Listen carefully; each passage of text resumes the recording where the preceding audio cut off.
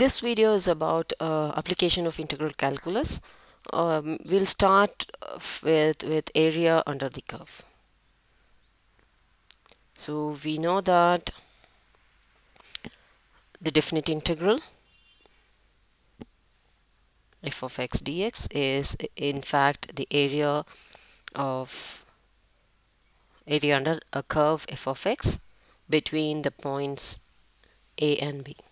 So this is already known before you watch this video. What is definite integral and what are the integrals of different functions. All these things are supposed to be known before you come to this video. For area under a curve, there are variety of curves, functions for which you can find the areas, and each has its own way of finding the areas. For example, if you have a curve like this, and if you are asked to find the area, say from a to b, then it's a direct question and you need to find integral a to b f of x dx, and that's it. But there are certain functions which are not in this position. They have, maybe you can say that there are some functions which might look like this, and if you want to find the area from say a to b, then this integral a to b f of x dx would give you a negative number. So the area would be negative at this point. Why? Because it's below the x-axis. So in general, the area of a curve above the x-axis is positive and the area of the curve below the x-axis is always negative. So if you want to find the area of a curve something like this, say for example you have a curve going like this and you need to find this area, and say this is 0 and this is a and this is b. So you cannot just put 0 to b f of x dx here, because you have part of the area being positive and the part being negative, so they get cancelled actually. So what you need to do is you need to split this integral into two parts, 0 to a f of x dx plus a to b f of x dx, and in this case the plus becomes actually this gives you a negative value. Therefore, it's better that you take the modulus of this function. So any negative value should be disregarded and then you should put it into this addition symbol. They have to be added, just the numbers have to be added. You will see an example soon about this. Say if this is 5 units and if you get this as negative 15 units, then you are not supposed to do 5 minus 15, but you are supposed to take away the negative sign and you need to add 5 plus 15, which gives you 20. So 20 square units will be the area of the shaded portion in this question.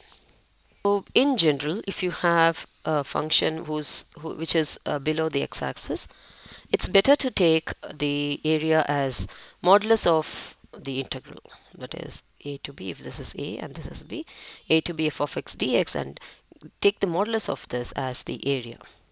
Do not consider the negative sign of the answer. In that case, basically speaking, you need to know the sketch of the graph, where the graph goes. You need to go whether it is above the x-axis or below the x-axis, and you need to know for that you need to sketch the graph first. You can sketch it manually sometimes, or you can using GDC if it is allowed, and then check which part of the curve is above and which part of the curve is below, and at that position you split the integral into two parts like we had done here, 0 to a and a to b.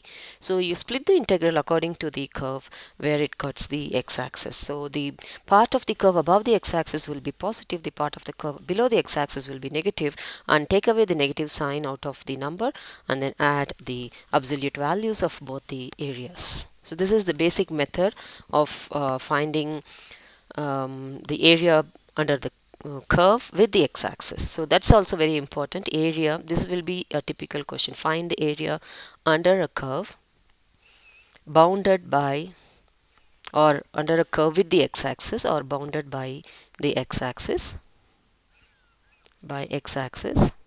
and 2 points x is equal to a and x is equal to b. This is a typical question that you would be getting, and the equation of this curve would be given f of x.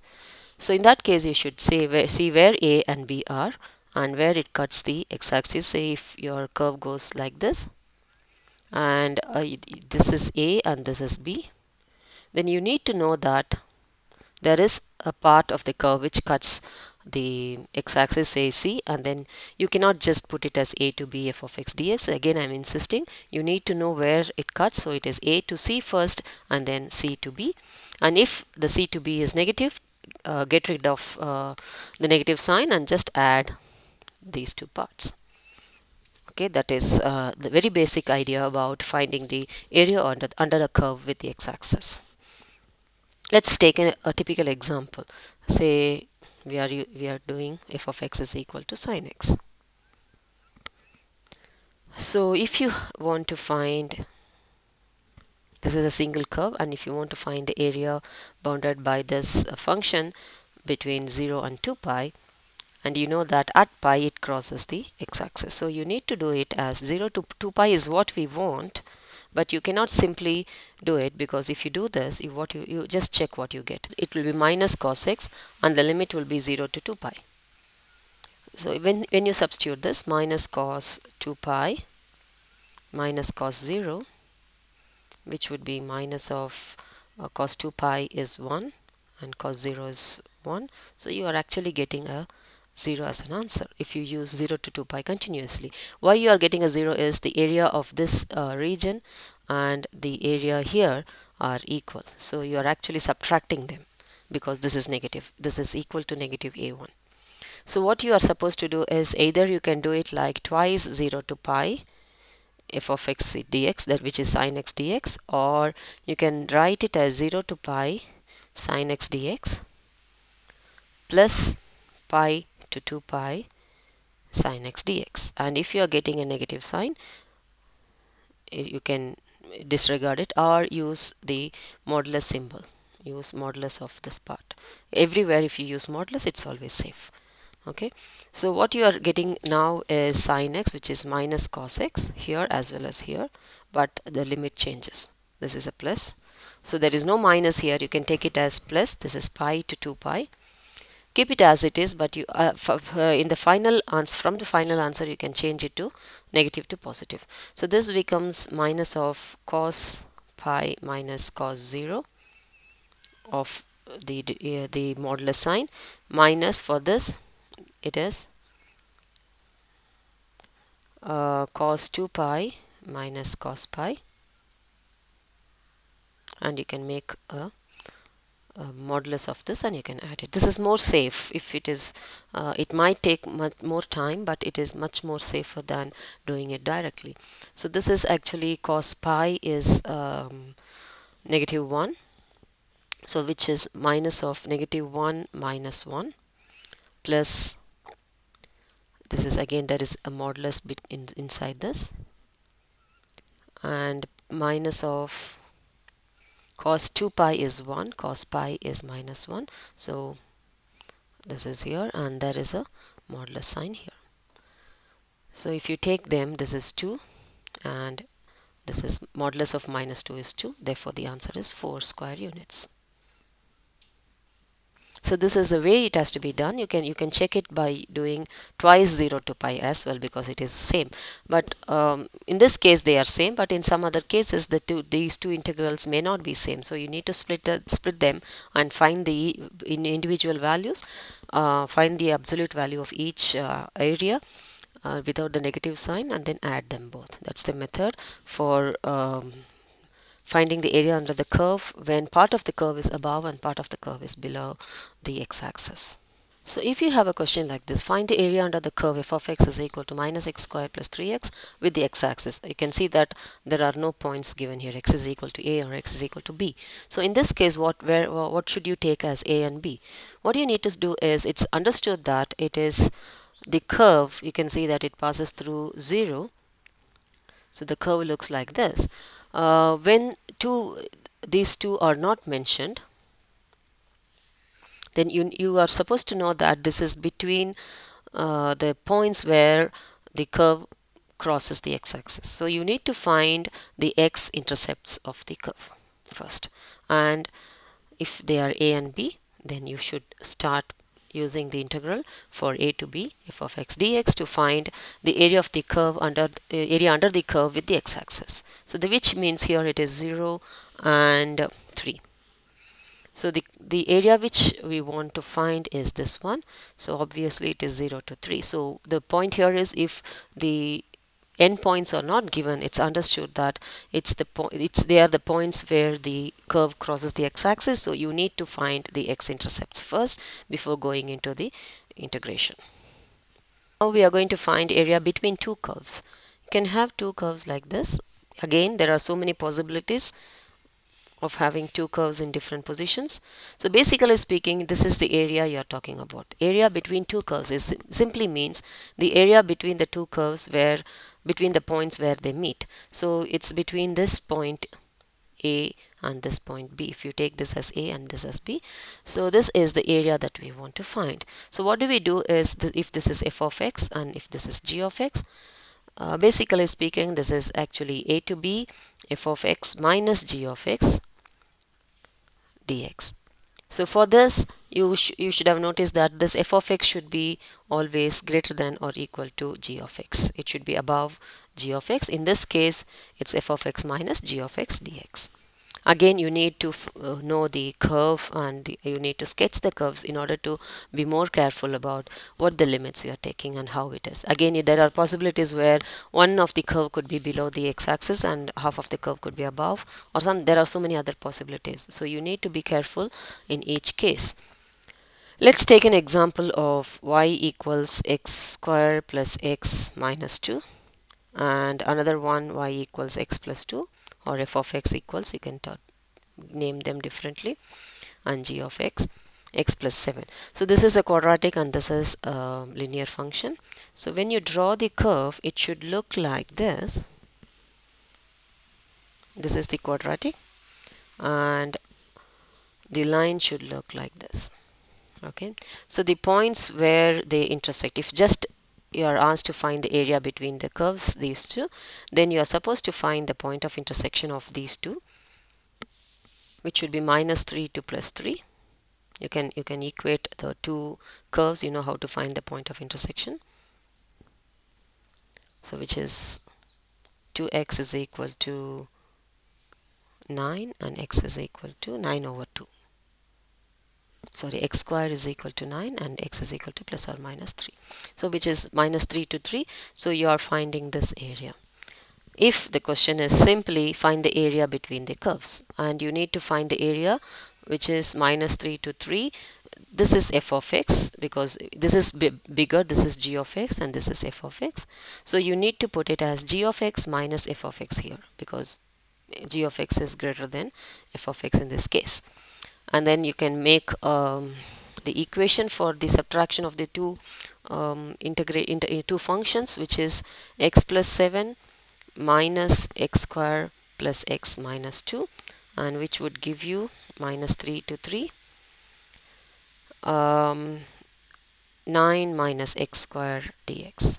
So you can easily integrate this and you can find the value of the integrand, which will give you the area between these two curves. It is also possible that in the same question you can be asked to find the area between the curves f of x and g of x bounded by the points x is equal to 2, negative 2, and x is equal to, or x is equal to 1 and x is equal to 2. It could be anything, any 2 points in between minus 3 and 3. So you can have any points between the two extreme. Like in this case, it's like you have the same curve, and this point is minus 3 where it meets, and this point is 3. But in between you are asked to find, this is a very rough sketch. So say for example you are asked to find the area between 1 and 2, but between the two curves. That means this is the full area that you are supposed to be finding. So it's easy, but you need to again find which is above and which is below. You don't need to worry about the part of the curve below the x-axis in this cases. Okay, it's just like it is 1 to 2 g of x minus x f of x, Instead of -3 to 3, you just write 1 to 2. Okay, so that's you have to be very careful about that, in the sense that you need to know whether this two, you need to know whether if you for example you could have had this like, if I had this, it could be like here to here. So you might be asked to find this part. In that case, this is the curve, and you need to be very careful because you cannot just subtract, because you have an extra area here in this place which needs to be subtracted in the end.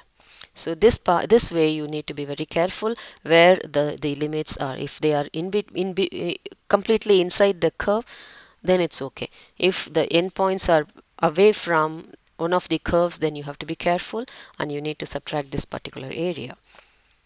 So for this you need to do more and more practice problems. You need to do variety of area under the curve. So far we were doing area under the curve with the x-axis. We can also do area under the curve with the y-axis. That would be like this area. So this will be on the y-axis. So the endpoints would be for y equal to a to y equal to b. So this will, if this is a to b, and this is f of x. So this would be a to b, but you are not using f of x here. You are using x dy. So y equal to f of x. You can also write this as a to b f inverse x dy. Either way is okay, but it's x dy. In this cases, in the case where it was with the x-axis, this was y dx was our integration, whereas for area under the curve with the y-axis, it's x dy, because if you have a curve like y equal to x square, then you need to find say from 0 to 2 for y equal to 0 and y equal to 2, then your integrand limits would be 0 to 2, but here it will be root y dy, and you need to integrate this between 0 and 2. More applications would be on kinematics. So if you have a graph of distance or velocity over time, velocity against time, and you have a graph here, then the area under the graph with the x-axis, this area would give you the distance traveled. So if your function is a velocity function, then the area under the graph with the x-axis between two time lines a and b would give you the distance traveled between the time a and b. Why? Because you know that velocity is ds over dt, and integral of velocity is the distance. Therefore, integral of this curve between the two endpoints a and b gives you the distance traveled between the times a and b. The same way for acceleration. If you have an acceleration curve, you can the integral, if this instead of velocity, if you have acceleration here, then the integral of f of x dx between the two limits would give you the velocity between the two time limits. So this is another application of area under the curve, which is in kinematics. So you can say if the velocity is 2t square plus 4t minus 5, and you very well know that integral of v dt is the distance traveled, and if the distance that is wanted is between 1 and 2, time 1 unit to 2 units, seconds or minutes, whatever, it's just 1 to 2, 2t square plus 4t minus 5 dt, and you integrate this and you get the distance. It's not s d, it's usually s. So this is something which you know that already, but it all depends on what type of function it is defined as v here. So if it is as simple as this, then you can directly do it. But if there are complications, as we discussed before, if the question is a sine function, or if the question is some other function which has the function going both up and down, then you need to be very careful about finding the integration between the two given limits, and you can use whatever we have done a few minutes before. The next very important application is volume of revolution. So this is very simple. In fact, it's just that you have a function, say like this, and you want to rotate this function around the x-axis. So what you will be doing is you will be rotating each point around the x-axis. In that case, you will get a solid of this shape. Okay, you can also rotate it around the y-axis. In that case, you will get a solid of this shape. So this particular curve, when it is rotated about x-axis, you get this volume, this shape, and if it is, when it is rotated around the y-axis, you will get this shape. So you can actually do it in both the ways. The formula for this is integral a to b pi y square dx. So y is actually the function f of x. This is y equals f of x, and you need to find y square. If your f of x is equal to x square plus 1, then in this case it will be pi x square plus 1 the whole square, don't forget this, dx, and the limits could be anything whatever is given in the question. So you can again, you have to be again careful about the way the function has been represented on the axis. And if it is around the y-axis, the function, the integral would be pi x square dy. So you need to change the x in terms of y and put it here so that you'll have an integration with the variable y. So we can say an example as y equal to root of x minus 1 between x is equal to 1 and x is equal to 5. The curve would look like this. This is 1, and it's an infinite, it goes on, but you are only asked to find between 1 and 5, so you are actually making a small shape like this. This is the volume you are going to find. So it is like it's 1 to 5. There is no hidden implications here, so it is just direct substitution. 1 to 5 pi, it is y square, therefore no square root, dx, which would be pi integral 1 to 5 x square over 2 minus x, no integration here, 1 to 5. So the value would be,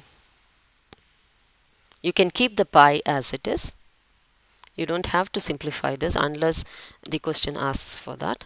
Usually it is always left in terms of pi. You can simplify this and give the answer something pi square units. Sorry, cubic units, it's a volume. Whatever units are given in the question, you can use them, and you can leave the answer in pi unless otherwise it's stated in the question. Now what about volume of the area between two curves? You can also have something like this. There are two curves. Very basically speaking, this is how two curves would meet. So you need to find this area if this has been rotated around the x-axis. So you can see that if this is rotated, you'll get something like this, and if this is rotated, you'll get something like this. So you actually get a shape. This shape has been rotated around the x-axis. So it has to be imagined. Now you can't actually put them. This is rotated like this, and this is rotated like this. So you have a hole in between this. So what you need to find is, you need to find the volume of the outer curve. That is, you need to find the volume of this green curve, which would be pi y square dx for the green one, between the limits given, this one and this point. And then you have to subtract this from the volume of the curve which is below the green curve. So this is for the curve which is in red color. So you need to just find the each of their volumes, and then you have to subtract them. So volume of the outer curve minus volume of the inner curve. Okay.